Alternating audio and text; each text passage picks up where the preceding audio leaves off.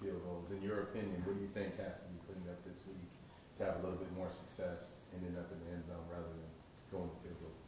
Just the self-inflicted mistakes. Like one of the drives, we were 3rd and 2, and we flinched on one of the little defense's movements. So we ended up 3rd and 7, didn't convert, kicked a field goal. So just little things we can fix. Just comes down to focus. Joe, I know you got here ahead of most of your classmates, but a lot of you guys are playing as true freshmen. Just your thoughts on the impact that you guys have had on this team.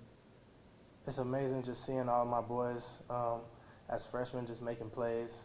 We talk about it all the time. We have a lift group called the G League, and just us growing that bond every day, and all of us like making plays on Saturdays together. It's pretty special.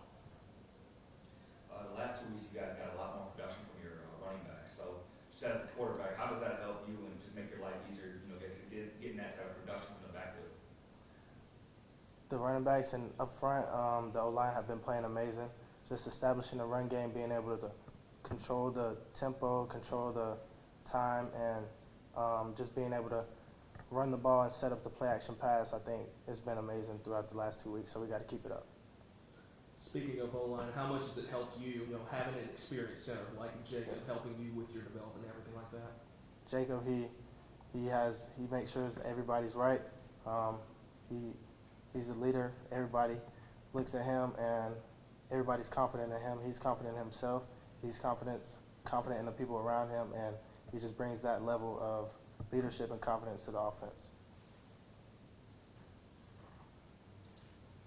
Just shifting to South Alabama, just from what you've seen so far, kind of what are some of the keys to attacking them? They're very aggressive.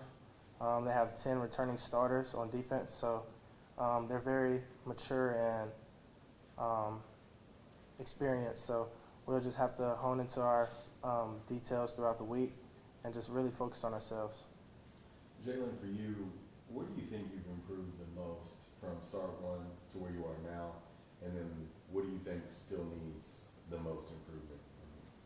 I say throughout the week, just being more and more mentally prepared for what the defense is trying to do to us, but knowing the ins and outs of our play calls and understanding the why of like what play Coach Heck is calling, and just having full control of the offense. Being one of the leaders on the defense, talk about what that win over Lafayette meant to you personally, but the defense as well, to have such a great performance. It was a big win for us, honestly, just going in, knowing the game plan, knowing what they brought to the table, having the #1 rush offense in the Sun Belt, and also having the 11th rush offense in the country.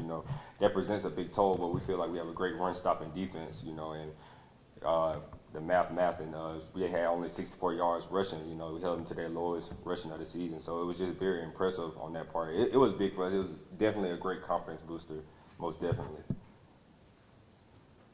Justin, what's kind of made South Alabama such a tough matchup for y'all the last couple of years? Honestly, I would say the experience, what I'm saying. The players are very violent, Now, this year, I know they got like 10 returning starters on defense. I played some of these guys 2 years in a row now. So, they're just a very veteran group. I'll say that's the strength of their team. We haven't been good the past 2 years against them. Colin Lacey, this receiver that's over 1,000 yards already on the year. What have you seen from him, and kind of, what's the game plan from the secondary standpoint to slow him down? Yeah, they absolutely give him involved much. One of the leading receivers in the NCAA, and they also have another one, Jamal Pritchett. He presents a problem himself. Both of them are very similar. They can play inside or outside. So just having certain coverages, just to tighten them up and slow those guys down and stop them.